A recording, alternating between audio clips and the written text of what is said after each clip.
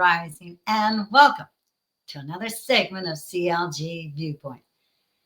I am Cindy Lorraine Grais, and it's such an honor and a pleasure to have you here today. I've been away for a couple of weeks. I've had a nice holiday with my husband. We've been as far as Saskatchewan, and then Alberta, and back to BC. A beautiful, beautiful trip. And, each person we met were fantastic. We just had a lovely trip. Went on the boat in the water, and went fishing, and had a picnic. And, yeah, it was very, very nice. And now we're back, and I'm so excited to see you all. I missed you all. And today it is Wednesday, May 14, 2025. In the Kingdom of Canada, under natural law, it is Divina Industria, Divine Life, Day 16, year 0035. Today we'll be covering transferring hydroponics tomato plants from a small greenhouse to a large greenhouse. And this project is completely done and worked by my husband, Mr. Andre. International news, China's AI-powered humanoid robots aim to transform manufacturing. Under local news, large fire tears through North Vancouver seniors housing. 127% increase in applications for U.S. trained nurses coming to BC. New projects aim to generate housing. And FortisBC ordered to suspend plan for proactive wildfire electricity shutoffs. BC man's Arctic adventure. Now, each segment, I like to start with a clearing, to clear all those low negative energies, leaving us just with positive energy in our space. And to do that, I use a sage stick. You can do it verbally, or you can use a sage stick. I like the sage stick up. I love the smell of it, and I grow this herb in my garden.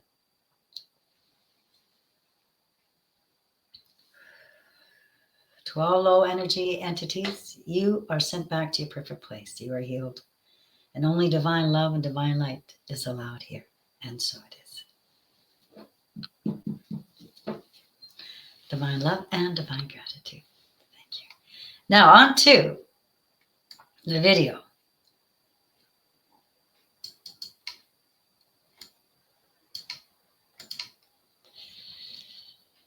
And here we go. Now we're entering the greenhouse.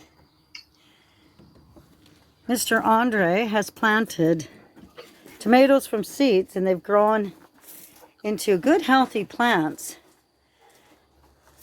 And this is the hydroponics that he has built.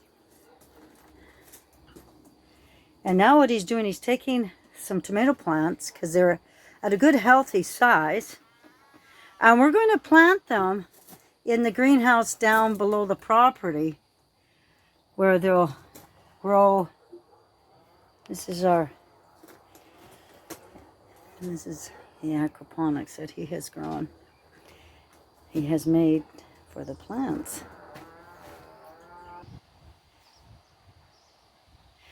We are now down at the grape orchard, walking towards the greenhouse. You'll see the grapes are the plants are starting to grow, and there's leaves and little flowers on them. And it's got over 160, Mr. Andre has over 160 blueberry plants. And blueberries are amazing, healthy for you. Now I'm walking towards the greenhouse. This is where he's going to plant the baby tomato plants we had taken out of the hydroponics.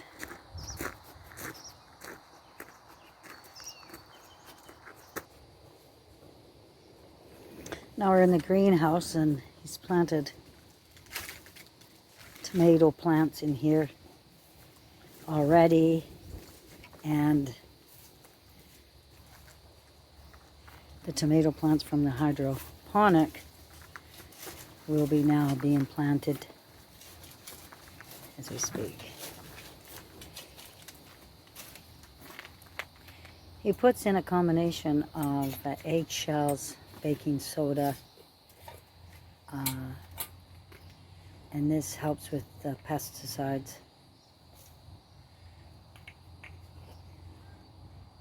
Into each hole. It's got a vermiculite mixture he'll put on after he plants the tomatoes since he adds the water.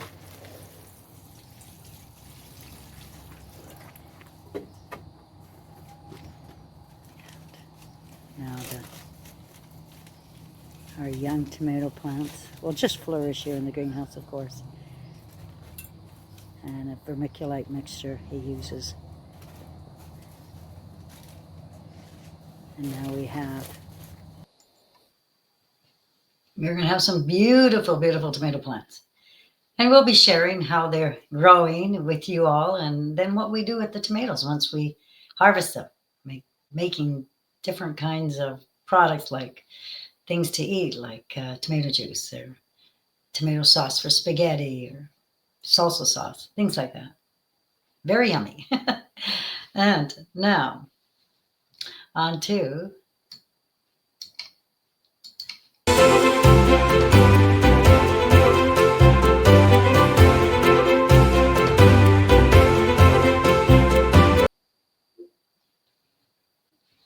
Reuters. China's AI-powered humanoid robots aim to transfer manufacturing. Shanghai, Beijing, May 13th. In a sprawling warehouse in a Shanghai suburb, dozens of humanoid robots are maneuvered by their operators to carry out tasks like folding a t-shirt, making a sandwich, and opening doors over and over again. Operating 17 hours a day, the site's goal is to generate reams of data that its owner, Chinese humanoid startup AGI Bot, uses to train robots it hopes will become ubiquitous and change the way humans live, work, and play. Just imagine that one day in our own robot factory, our robots are assembling themselves, said Yeo Mayo King, a partner at AGI Bot. The importance of humanoid robots to Beijing as it looks for solutions to pressing issues, including trade frictions with the U.S., population decline, and slowing growth, was underscored when President Xi Jinping inspected AGI Bot robots in Shanghai last month. Xi jokingly remarked during the visit that perhaps the machines could play in a football team. Another domestic developer of humanoid robots, Unitree, was also present in a meeting Xi hosted for private firms earlier this year, where he urged them to help China's economy. And now on to the video. On the outskirts of Shanghai, dozens of humanoid robots are hard at work, steaming shirts, getting dressed, making sandwiches, for up to 17 hours a day. But this isn't a factory floor, yet. It's a data lab run by Chinese startup Agibot, and it's part of China's race to lead the global humanoid revolution and transform the way we live, work, and play. Yao Maoqing is a partner at the company. We want to use general purpose robots to create unlimited productivity. Just imagine that one day in our own robot factory, our robots are assembling themselves. Chinese humanoids are already performing increasingly complex feats, like somersaults and running a half marathon. President Xi Jinping recently inspected Agibot's products at a lab in Shanghai, and his visit highlights Beijing's long-term strategy, using humanoids to counter US tariffs, an aging population, and slowing economic growth. For the first time, Reuters is reporting details about how China's technological advances are allowing already impressive hardware to be paired with the software needed to make these robots economically viable. Here, the prowess of homegrown artificial intelligence platforms like DeepSeek is being combined with abundant government support. Reuters spoke to more than a dozen people, from robot makers and investors to analysts and users, who say the breakthroughs are moving robots from spectacle to solution and could revolutionize China's manufacturing supremacy as it competes with the US.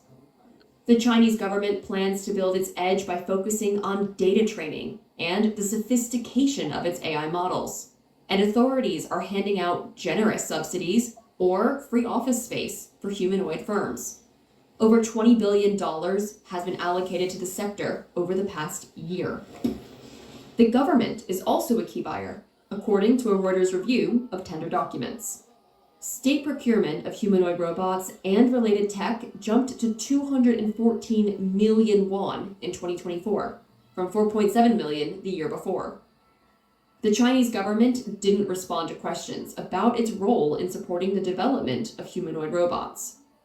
There has also been an explosion of new firms in the sector. In 2024 alone, 31 Chinese companies unveiled 36 competing humanoid models. US companies presented 8, according to Morgan Stanley. The nation's clearest advantage, though, is its domination of humanoid hardware. Up to 90% of robot parts can be made locally, so Chinese firms can scale quickly. Current units can cost around $35,000, but 3 manufacturers told Reuters they predict costs to halve, perhaps within a year. Rui Ma is a tech analyst. The way the Chinese government looks at it is that humanoid robotics can be the next EV industry, where by investing in the entire manufacturing supply chain, you can come up with a product that is better, cheaper, and globally exportable from China. But the rise of humanoids has sparked concerns for the current workforce. One expert warned up to 70% of China's manufacturing jobs could be at risk, and that could lead to a steep decline in Social Security contributions.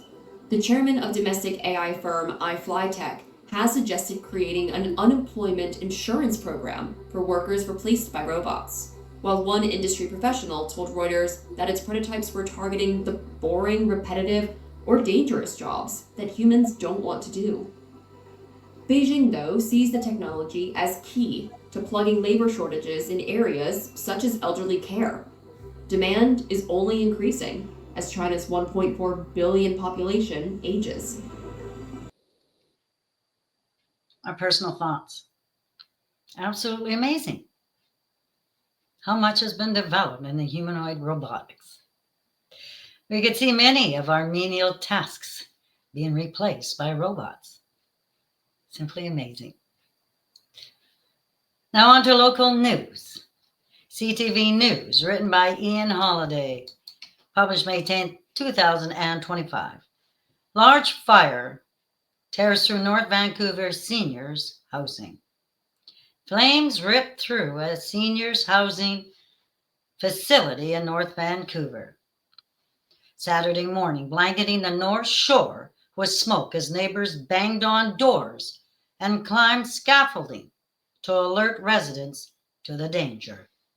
Zach Klein was one of the people who called 911 shortly after the fire broke out around 9 a.m. at Silverland Apartments on East 27th Street. He and neighbor Russell Ward told CTV News they first heard a woman screaming, then saw the smoke pouring from the 3-story building. There was a lady on the 2nd floor who Russ and I just tried to comfort and calm her down, Klein said.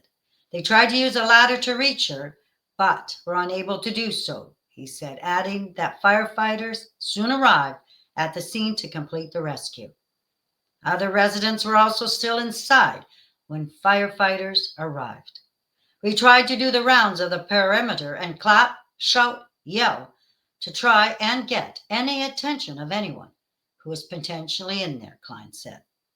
It was during this effort that he climbed the scaffolding to knock on windows and make sure no one was still inside units on the 2nd floor.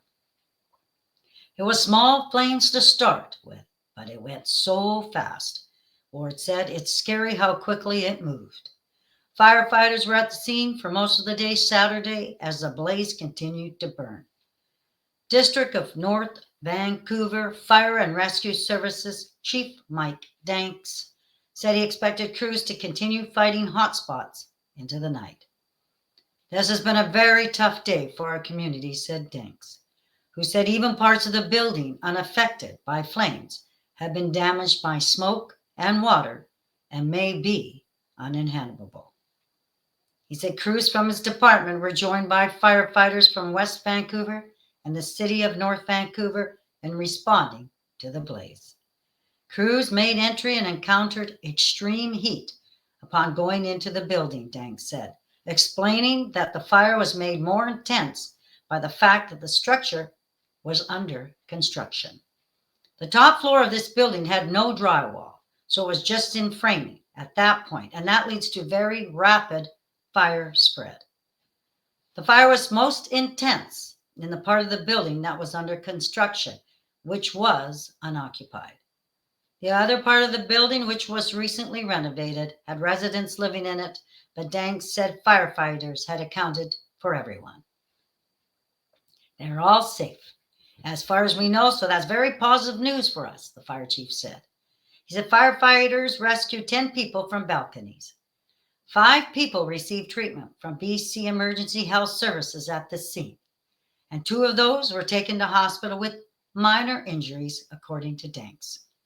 Smoke from the fire prompted the evacuation of the neighboring Craftsman Estates, according to North Shore Emergency Management, which was set up a reception center for displaced residents at Westland Baptist Church, located at 1341 East 27th Street.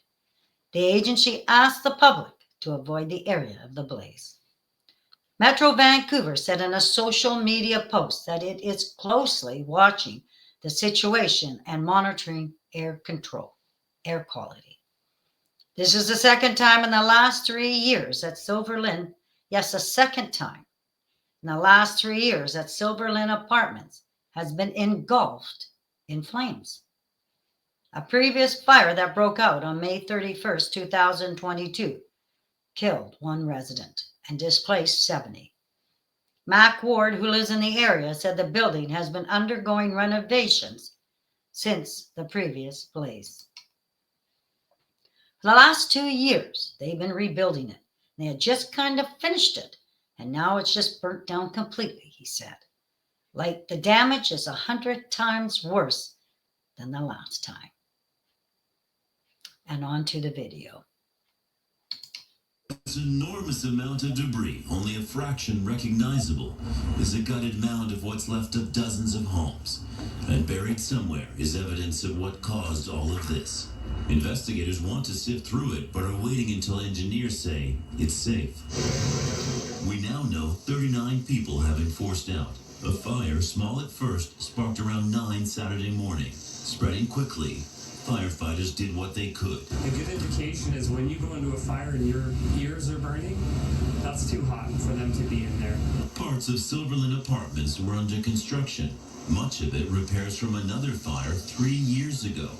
That was May 2022, when Brian Smith lost his home. I was being called to move back in from the management. They had a suite open, but now that's gone. Saturday's fire was much larger. Somehow everyone got out thanks to neighbors who heard screams for help. Just opened the doors and told them to come out, come out the road, because they're all old. Yeah, the back doors are all right on the side door. If there's an older gentleman. They also tried to comfort a senior who was stuck on her balcony. We're trying to grab a ladder that we had on site, but it was too short to reach to safely do anything. And then we were just trying to calm her down until the fire brigade got here. It takes, unfortunately, an event like this to pull everyone together and to support each other. The District of North Vancouver confirms those 39 people living in those 33 apartments are receiving support and have a place to stay for now. St. Alexander, CTV News, North Vancouver. My personal thoughts. This is absolutely horrendous. Do you think that the security should be enhanced? Are these fires started by fire starter on purpose? Rebuilding the same building for the last two to 3 years because of fires after fires? A thorough forensic investigation should be done. What do you think? It's fortunately that nobody was harmed this time around. Ladysmith Shamanist Chronicle, May 12, 2025, written by Black Press Media staff. 127% increase in applications for U.S. trained nurses coming to BC. BC planning a campaign targeting healthcare workers in Washington, Oregon, select California cities. The health ministry says it's seeing success in its campaign to recruit U.S. trained nurses from south of the border. The coordinated recruitment campaign, which was first announced in March 2025, has reportedly seen nearly 1,200 nurses and doctors and allied health professionals from the U.S. express interest in coming to work in BC. The ministry says that broken down, that's 573 physicians, 413 nurses, 133 nurse practitioners, and 39 allied health professionals, according to a news release on Monday. The ministry says a streamlined credential recognition is cutting wait times. Registrations now only take a few days compared to the previous average of 4 months. Health Minister Josie Osborne said that with the uncertainty and chaos happening south of our border, this is an opportunity to attract skilled healthcare workers to BC, which needs to strengthen public health care. Since launch the new process, the province says applications from U.S. trained nurses has increased by 127%. The BC College of Nurses and Midwives is leveraging common systems and exams to make the registration process more efficient, and nurses can now apply directly to the college without first going through a third-party assessment organization. The college can access a database to review the education, exam results, employment, and registration of nurses who apply. Premier David Eby said American healthcare professionals are increasingly drawn to BC as a place that supports science, protects reproductive rights, and takes care of people, no matter how much money they have in their bank account. The province plans in early June to launch a targeted U.S. marketing campaign in parts of the country with the highest interest in moving to BC, including the states of Washington, Oregon, and select cities in California. My personal thoughts. In the Kingdom of Canada, under natural law, our first priority is hiring Canadians. Do you think that the education and training should be free? Where are the med beds that have been allocated under the decrees under natural law?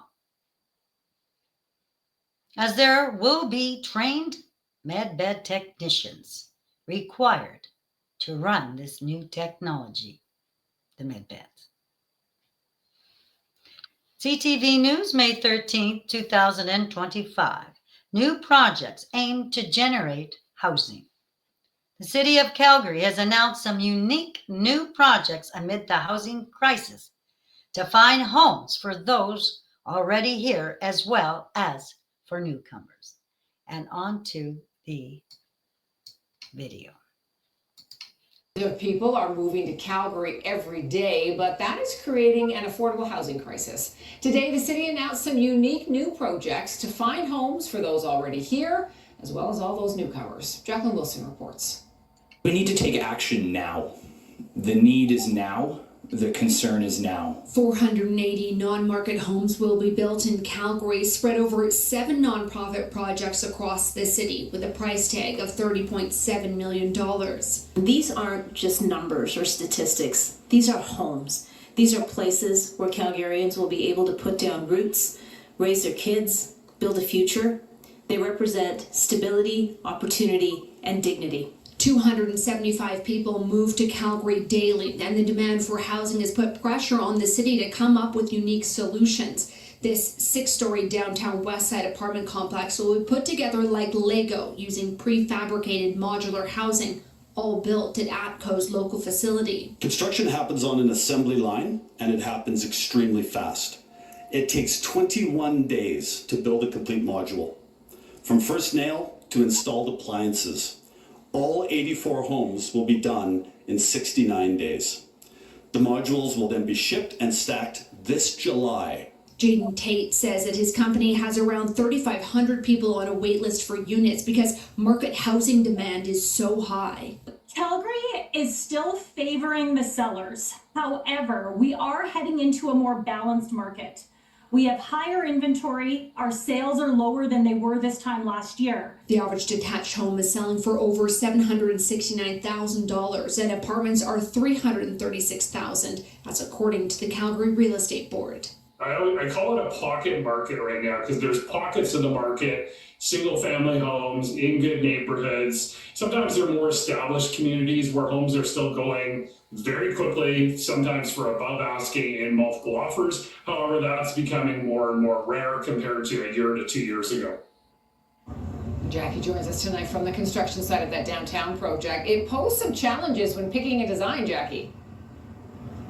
Certainly, we were told today, obviously 9th Street is a very busy one. You have the C train, pedestrians, vehicle traffic, lots of apartments around it.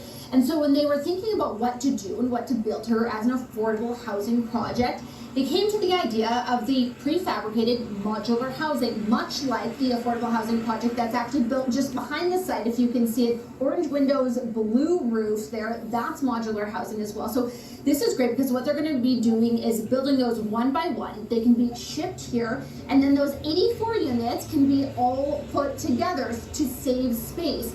And I know it's hard to imagine right now because it is a dirt construction site behind me, but it is going to go up very quickly. So July they'll start arriving, August it should be done, and then Tara, we are told that people will start moving in by the end of the year. Oh, incredible. Thank you, Jackie. My personal thoughts. Are these homes allocated homes for the homeless? It is illegal to have Canadians homeless under natural law. Natural law decrees can be found on the kingdomofcanada.ca. Yes, found on the kingdomofcanada.ca. Castanet News, written by Colin Dacre, May 12, 2025. FortisBC ordered to suspend plan for proactive wildfire electricity shutoffs. FortisBC ordered to cut electricity to some communities when wildfire weather becomes extreme. The provincial regulator made the order Monday evening in response to a complaint the town of Princeton filed Thursday over the FortisBC announcement. I'm excited, said Mayor Spencer Coyne, adding he is surprised at how quickly the BCUC moved in making the order. FortisBC announced its public safety power shutoff policy last month, described as a last resort measure to reduce the chance of wildfire ignition. The utility said it is adopting what has become standard operating procedures in wildfire zones like California, USA. FortisBC says smaller communities, Rock Creek or Greenwood, along the Highway 3 corridor and the Similkameen Valley are the most vulnerable to having their power cut. FortisBC said they would try to provide as much advance warning to a shutoff event as possible. Coyne, who learned about the policy alongside the general public, said he has heard major anxiety from the community over the plan. I spoke to one business today and a rather large employer in town. They're looking at bringing in generators. They're talking like major dollars that they don't know if it is even financially viable, if they have to keep them running for days on end. Coyne says Princeton residents understand why FortisBC has proposed the proactive shutoffs, but the way the plan is presented has people worried. Everybody right now is questioning the motive, why they would do this the way they're doing it. The BCUC has ordered FortisBC to file its public safety power shutoff policy with the regulator by May 20th for review. The BCUC will then review the policy to ensure it complies with provincial regulations. Donegal Wilson, MLA for Boundary Similkameen, said the BCUC's order is a result of strong community advocacy from local representatives who came together to stand up for our communities. This isn't over, and I'll continue working to ensure that any future decisions around wildfire safety and power reliability reflect the realities of rural and small town life, she said in a Facebook post. In a statement provided earlier Monday evening, officials with FortisBC says it received direction from the BC Utilities Commission and will take the time needed to review next steps. Our commitment goes beyond providing energy. It's personal, said a company statement. With hundreds of employees across BC, including right here in the southern interior, we are not just providing these communities energy, we are part of them. We live, work, and raise our families here, and we care deeply about the safety and well-being of our neighbors. We remain committed to open dialogue with our customers, stakeholders, and the public to ensure a balanced approach that prioritizes wildfire prevention and minimizes disruption. My personal thoughts. Do you think it is odd that FortisBC already predetermining that there will be forest fires? And that the CEO was planning to cut off power to homes before there was an actual fire? Do you think that they are creating fear and chaos for people in the smaller communities in BC? Should they be more proactive in making sure that fires are being put out instead of cutting electricity? Quick, fast, in a hurry? And full investigations and accountability in anyone who may be starting forest fires. And so it is. BC Man's Arctic Adventure. CTV News, May 13, 2025. A man from North Vancouver has documented his month-long trek across a frozen tundra of a remote island. And here is the video. This is Ellesmere Island in Canada's Arctic, and one of those figures traversing the vast frozen tundra on skis is North Vancouver's Kevin Vallely. I juggle two jobs. I'm an architect, it's a passion of mine, but I've also had this passion to undertake expeditions, and I've been doing those since 2000. He's a Royal Canadian Geographic Society fellow who's been to the South Pole and Siberia, but the 60-year-old has always been drawn to Ellesmere Island. So it's way north in Canada, huge island, 10th largest in the world, size of Great Britain.